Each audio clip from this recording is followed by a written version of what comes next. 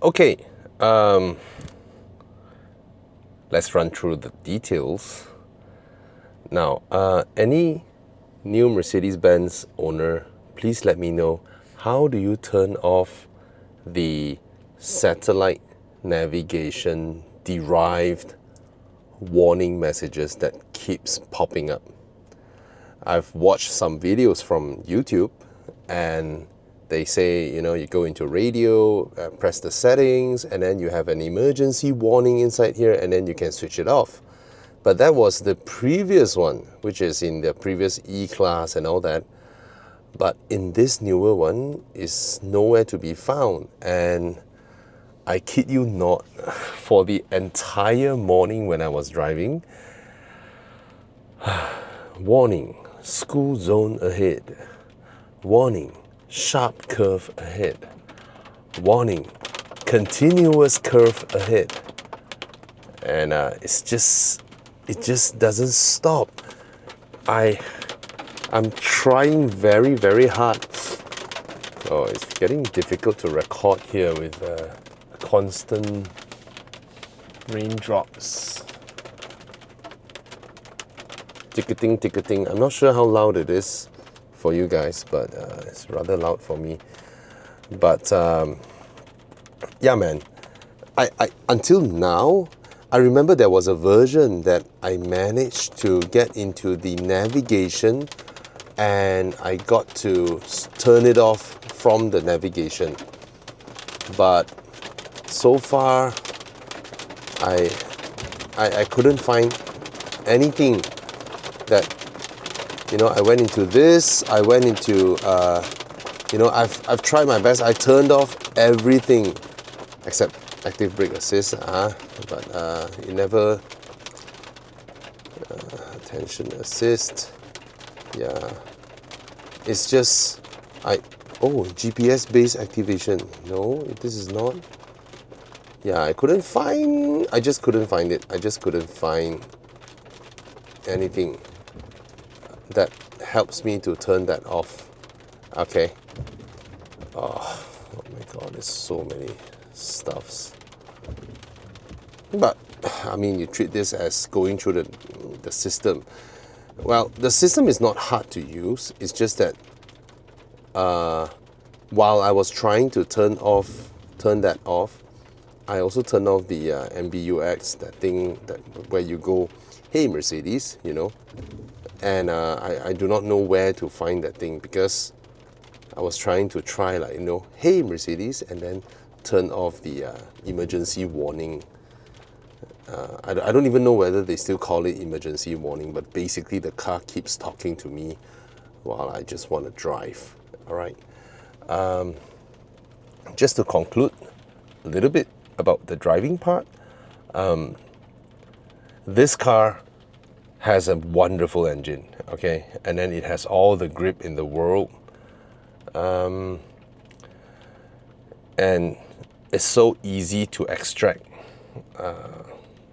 power or speed out of it. I think I did the best analogy this morning when I was trying to explain to my son how this car feels. I just came back from Hokkaido recently, and I brought the family to try out skiing. I've never skied before. So, yeah, the first couple of days it was hell, because wearing those skis. Well, at least when you're on skis, you're able to stand up, right? And it's just so difficult to learn the basics, and the shoes are heavy, and then you need to be committed, to actually go through that period. And it's difficult. It is difficult, we keep falling and all that. And then the second round, I tried snowboarding. I was thinking, it should not be that hard, I couldn't even stand up. I spent so much time, so much energy, so much effort just to stand up. And the whole learning process is just agony. And I was like, dude, we're just here for a couple of days. All we wanted to do is just to slide down the snow and just have fun, In the end, it was toboggan all the way. right? Just take the sled or toboggan, and walk up, or use the magic carpet, just to roll up and then just slide down and have loads of fun. I would say that analogy applies to this car as well. Compared to some other cars where you need to properly learn, there is a learning curve where you get better and better so that you can enjoy your driving.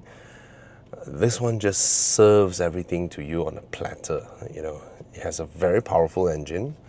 It has four-wheel drive that takes care of traction and grip, and of course, suspension geometry, blah blah, is harsh. Suspension is harsh, but not as harsh as their first attempt in the first A45 and all that. This generation, they are all relatively comfortable, livable, okay?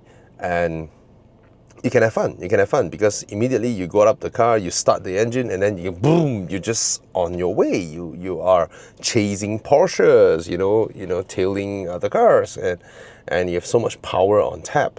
And it's easily accessed, okay? And then while you're driving, in comfort mode, you just make a twist and you're in sports mode, and then in Sport Plus, and then you can hear the exhaust now, deeper tone. And then you can go into race mode, and here you have the buttons. You turn off the traction control. You can press this different AMG dynamics, and then what level you want it to be, and then it changes its color hue. All these are just super fun to play around with and have fun with the car. It is so easy. All right, but when it comes to I'll give you an example. This car, usually in sports cars and all that, when your traction control is on, or in a half off kind of situation, when you lost traction, it is just momentary cut off of power until you regain traction, and then you're done. You do your thing, right? This one, however, slight momentary loss of traction when the traction control comes in, right? It stays on at least 1.5 to 2 seconds, where you can try to power, but it just lops probably half of your throttle off. It's not a complete loss of power. It's just a very limited power delivery. You can totally hear your engine, and but it just doesn't want to go. And yeah, so it's a bit, even in race mode, I was in race mode or Sport Plus mode, and when the traction control comes in, and it was okay, it's a bit of a trick. I'm not driving fast until that I'm cornering till I lost traction. No, it is a bit of a trick. I was going through a speed bump, and it was at that moment that I throttled to trigger the traction control, because when you go through speed bumps, not all four wheels are on the ground at the same time, and it's very easy to trigger the traction control for me to observe how it behaves. So every time through a speed bump, I give it a bit of throttle, it lost its traction, and then it was a 2-second wait whereby my foot is on the throttle and the car is just it's like a half limb mode where it maintains, and then after the traction control sign is gone, then it comes back. All right, that is the first thing that I noticed about this car. That shows that even though it has a race mode or a Sport Plus mode, if you don't turn off the traction control, they don't really work together to give you that half-off experience, whereby it allows you, different slip angle, blah blah, and all that. I mean, I'm not saying slip angle and all that. I didn't attempt that. I did not do it this morning. Another thing I noticed is that, yeah, comfort. The steering wheel is lighter, and then other sports modes it become heavier, but the steering doesn't translate or communicate weight to the driver. That means whether I'm driving peacefully at 110 km/h smoothly, that's how much the steering weighs, or when I am turning the car at 90 km/h, where the outer side is leaning and then loading up, by right loading up the steering wheel, it still weighs the same, it still feels the same. Or when I'm negotiating a 30 km/h turn under race mode or sports plus mode, it still weighs the same as per when I am doing those exciting drives. So it doesn't translate the loading or the transfer of weight to you. So again, the second thing. The third thing would be the continuous busybody, caution, continuous curve ahead. Bro, I'm in race mode. Of course there will be continuous curves ahead. You don't have to remind me that. Probably they can tell the car, dude, can you chill a bit? Just don't talk so much. It is annoying. And if it talks so much, it would help if I can quickly just swipe it down and have a quick access button to turn it off. That would really, really help, because it just drives me crazy. Okay, it just drives me crazy when the car keeps on doing that. All right. Other than that, the last thing I want to mention, get it out of my verdict with the drive, is I'll give an example whereby when you are okay, I don't need to say this if you're in comfort mode or other modes. I'll talk about it as per when I was setting the car in Sport Plus or Race mode.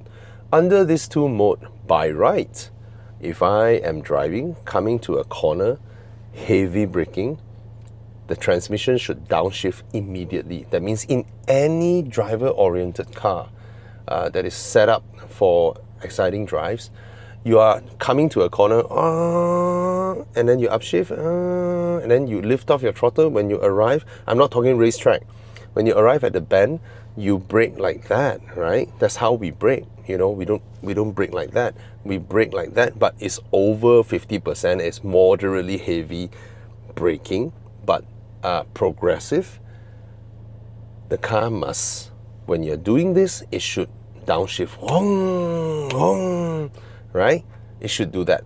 This one, the fastest is half a second. That means no downshift, and then it downshifts. So that part for me is acceptable in comfort mode, or if there is a normal driving mode, or even the level 1 sports mode. But in Sport Plus or Race mode, that to me is unacceptable. Of course, you have pedals, beautiful pedals to play with. So that part as well. So only just these few things to get out of the caveat. Now, back to the car. Okay, this is the dashboard. Beautiful graphics, absolutely beautiful graphics, and Mercedes-Benz does it better than BMW, way better.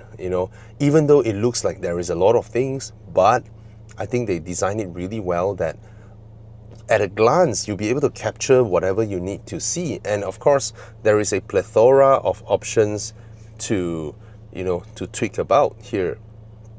Reset G-force, no. And look at that. The temperatures. Look at those little graphics that are. Wait, I push my camera in a bit. Wait, look at the little graphics that they are doing. It's just so nice. It is just so nice. Look at that. Oh, can I focus? Or I lost focus. Is it too near? Right? And then what else can I get out of it? Okay, temperature. You get the mode that you're in now. Look at that. Okay, G-force, and then you have your trip counter, 99.9 liters per 100 km. I'm sorry. I'm sorry. Is that the average I'm doing? 99.9 liters per 100 km. Yeah, this car burns through fuel when you are driving. Oh, is that something wrong? Oh, currently, because I'm static. Yeah, cannot be that crazy, right? Yeah, 16.1 seems more like it. That's my average. After the morning drive, this is my current because I'm not moving now. So, yeah, gave me a shock there. Anyway, from start consumption. Oh, this round, yeah, it's 99.9. Yeah. Anyway, So yep, you have all this to play with through the steering wheel, right? And then of course you can change different themes and all that for just to suit your needs, you know. For this one, yeah, it's straightforward, I guess, because everything is out there as an icon. And then the most used one within this function is here. And usually the setting for this is here. So there's like a quick access for this particular one. All right. So I think that part is good, but I still couldn't find a way to turn that thing off. All right. Now the interior is absolutely gorgeous. All right. One thing I noticed is no longer as flimsy as the early batch when they came out. You know, in the A45 on the first batch, this thing was, you know, wobbling. This one doesn't. All right. And the squeaks and all that, I have none of that. None of that. All right. None of that. That's good. Fit and finish is exactly what a Mercedes-Benz should be, right? Right? I mean, it's not top notch yet. I mean, this is still A segment, A class, B class, you know, GLA and all that. So, but I cannot say this interior is not attractive, right? It is very attractive. It is gorgeous, especially in darker environments. It just looks beautiful, you know, all the ambient lighting and all that. I mean, whether you like something or not, shouldn't change your verdict on whether it is pretty or not. This is not my style, but I can safely say it is beautiful. I don't know, from my eyes it's just beautiful. And this part, you can't see it here. It actually, certain stars here actually lights up. Later when I go back to the parking, I'll turn on the camera again. It actually lights up, and it's just beautiful. Mercedes did a fantastic job with their interior. Now, this steering wheel has got to be the most beautiful steering wheel in the business. All right, it just looks amazing, man. The size of it is perfect. You know, the design, how they integrate these, and then these two little dials. You treat it like a fidget thing. You know, it's just so nice. You know, to twist it around and then to see the colors change. And look at the graphics. The graphics are very attractive. And these, you know, yeah, I think I can totally accept it. But I still prefer the previous one where you actually have buttons. But I can accept it because of the indentation, right? Because of the indentation, you can totally feel where your thumbs are instead of guessing it from one giant single panel and then just the logos on it. This one with the indentation, and it's pretty easy to feel your fingers around and how they segregate it and all that, right? It's totally okay. All right, this is a fantastic steering wheel. And the pedals are beautiful, man. The pedal shifters are just gorgeous. All right, shifters, I think it's okay lah. Nothing much. This is how you operate a Mercedes-Benz. Park, reverse, drive, and park. Okay.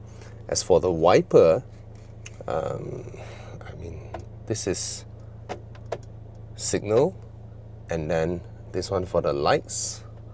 All right, pulling it for the lights, and then turning them activates the wipers. Okay. And then of course, so basically it's pretty cool and multifunction the way they integrate it. Now, by moving the gear lever here, Mercedes liberated this entire place and it's being used really, really well. All right, you have a compartment here that also doubles as a wireless charger. It's wide enough to put big phones. And then you have a USB-C port over here. This is a 12-volt socket. This is rubberized, good material. These are the cup holders. And in Mercedes fashion, this one only released this. They used to have the one where you can remove the middle compartment. Seems like it's no longer the case, is it? I can't feel any levers for me to separate this part out. They used to be able to do it, you know, you can separate it out so that it turns into a compartment. But I'm not complaining, you have a compartment over there. Okay, this one is nothing much lah. This one, And here we have a rubberized mat. Put anything there, and then now you can see the size of it. What is this? Oh, to change the modes. No, I can do it here. Yeah, I don't need this button. This one, quick access on the volume, which you can also do it here easily. You know, if this is not intuitive, I would have used this more. Okay, I've never used it. This is good enough. Okay, and here to activate the camera. All right, here the whole thing is for aircon. The dials, the little joysticks. I mean, they feel great. They feel great when you use them. It's just nice. It's nice. All right, this one, nothing much. Just pull it out, and you see, your cables can run out if you want to. You can. Okay. Here you have. Oh yeah, my power bank is still in there. Better grab it out. Another two USB-C ports, carpeted inside here. Nice. Okay. Here. Oh, this is high quality plastics, but it's not felt or what, or carpeted. There is a tray here. There is a tray here, and there's a rubber mat in there. Pretty nice. All right. Now coming over to this side, this is where your parking brake is, your light controls, dashboard brightness and all that. And over here you have a seat heater function, memory seats, door lock and unlock only on the driver's side, and window controls and all that. Somehow they use new buttons that don't feel as good as the old ones. You know, the old ones with the satin chrome surface, they feel nicer. Probably they reserve that for higher end models. And the Burmesters on this car is great, unlike the first round of A class or C class back then. Yeah, the W205 C class Burmesters were pretty crap, but this is of course an AMG model, and it's a 540,000 ringgit car. So the Burmesters on this car is powerful, punchy, and nice. All right, here nothing much, just standard fare. And the seats are tight. All right, but it grips me really well. These sport seats are comfortable enough, grips me really well, shape really well, and just holds me in my seat when I drive. All right, and this one is adjustable. The tie support is adjustable. It's nice. The belts are red color, and yeah, I like the Mercedes buckles, you know. And then this one is adjustable. Yeah, this one you better put it here. If not, it's gonna hit on the B pillar. And then this is hard plastic, very hard plastic, the ones that hurt your knuckles, and then it's gonna make noise, click clock over there. All right. Yeah, that's the front compartment. Oh, another thing that surprises me, I do not know what was that, but the other day I was in the parking lot. It was dark. Here it's all dark. I was trying to reach for something, and the light came up, and then when I put my hand back, the light turned off. That was pretty cool. That is pretty cool for Mercedes to do that. Clever as well. You're making use of something you already have, and just make use of it. All right, that's the door card. Speakers are here. You can put a large bottle here, and you can put a lot of stuff in there. Pretty well designed in terms of the door bin. Okay, let's come to the back seat. That is my seating position. I am 5'11", 180 cm, and look at how spacious it is. All right, it is spacious, and I have a lot of room underneath. Look at how much they raise the seats from the floor, right? So you have a lot of room to tuck your feet in. And then over here you get another two USB-C ports compartment. This one is funny, and Wall-E is still here looking at you, you know, yeah, with his wide eyes. In terms of the seating position at the back here, it's more suitable for kids because you see it's short. My knee, the back of my knee is here, but it's perfectly fine for adult as well.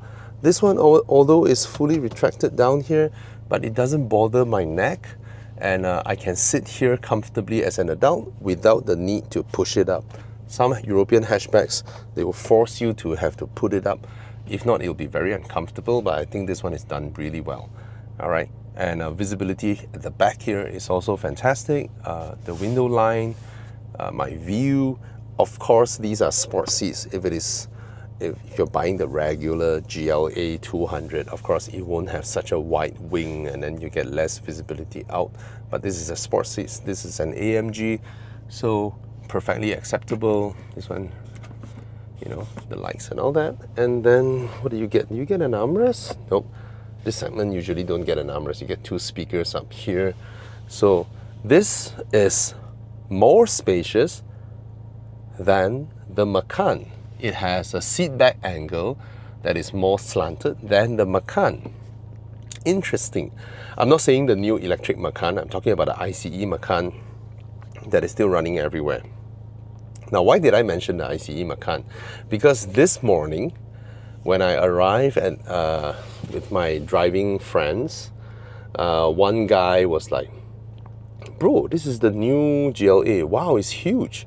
It's huge." So at first we were talking about the selling price of this car. Pardon. We were talking about 540,000 for this car. And then we're all like, wow, that's expensive, right? But the moment my friend mentioned Macan, it puts us into a very interesting proposition, because the Macan is about this price, right? The Macan is about this price when you spec it up, usually, you know, and it's 2-liter, 240, 50 horsepower. The base Macan basically is already this price. And the inside of this car is probably not as wide as the Macan. The Macan probably a smidgen wider than this. But in terms of legroom, in terms of rear seating, and boot capacity, of course, it's not as big as the Macan, but it's not like the Macan is ginormous either, right? Let's look at the boot. Okay, you get a power boot, of course.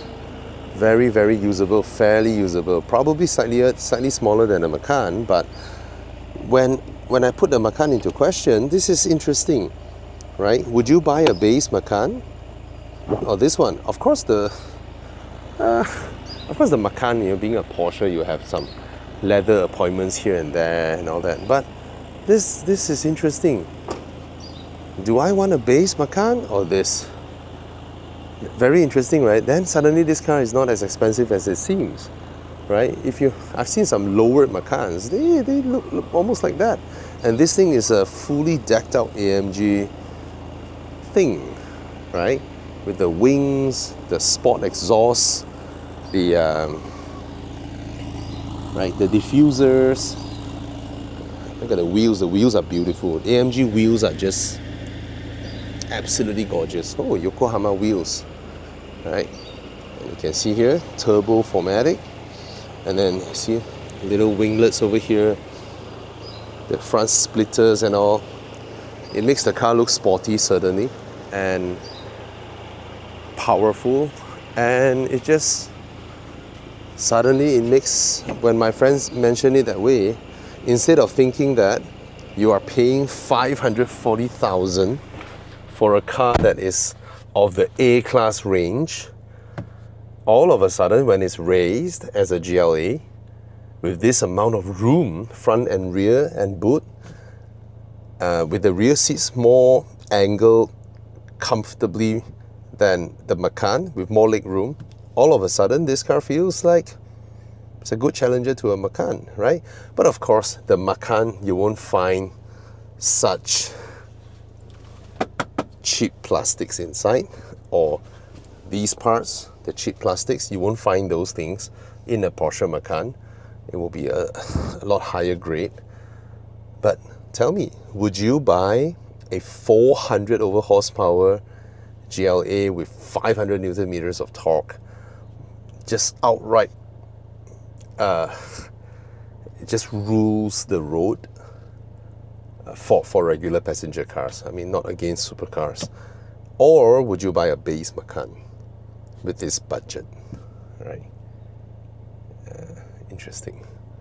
So in terms of driving, of course there are shortfalls. There are the shortfalls of this car, and of course it's not meant for people like me, where if it is a 550,000 budget, I will be pursuing my dream car, right? So it's for people who have way more expensive cars, like I mentioned, McLarens and all that, and then they buy a toy.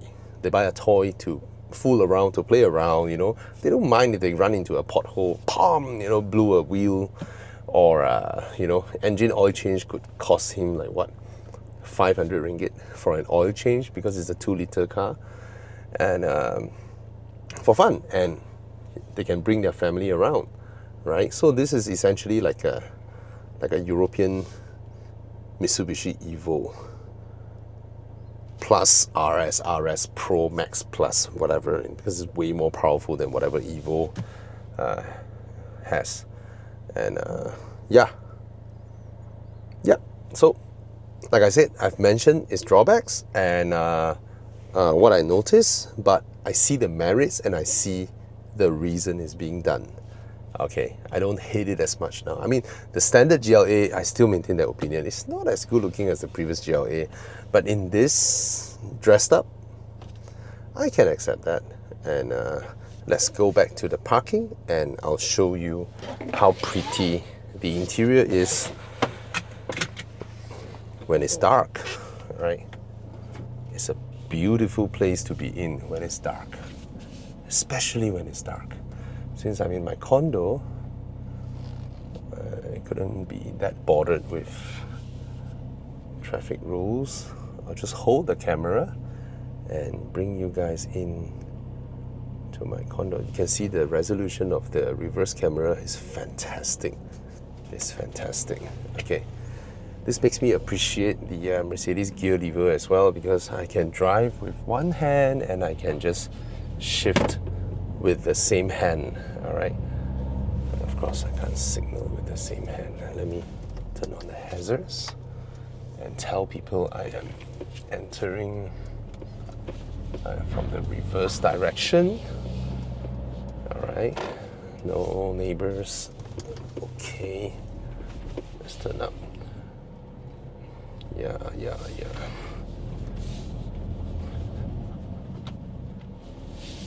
Turn it back to sports. Look at the interior. Look at how gorgeous it is.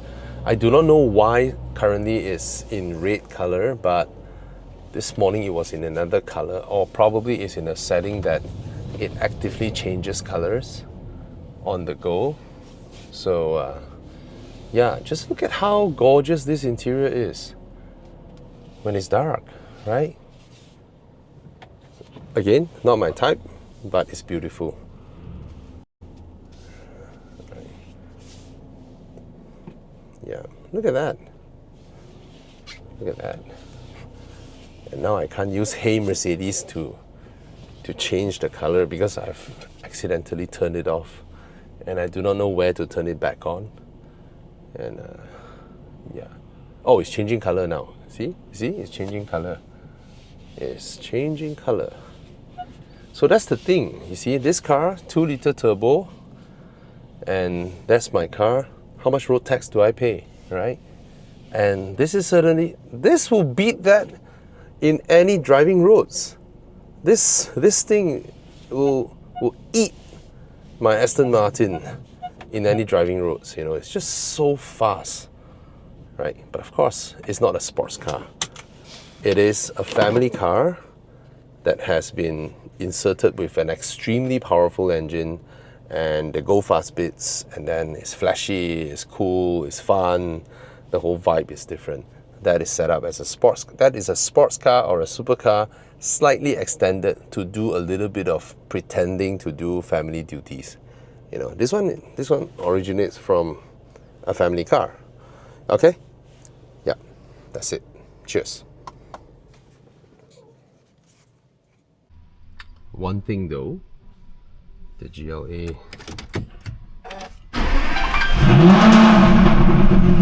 can't make this sound.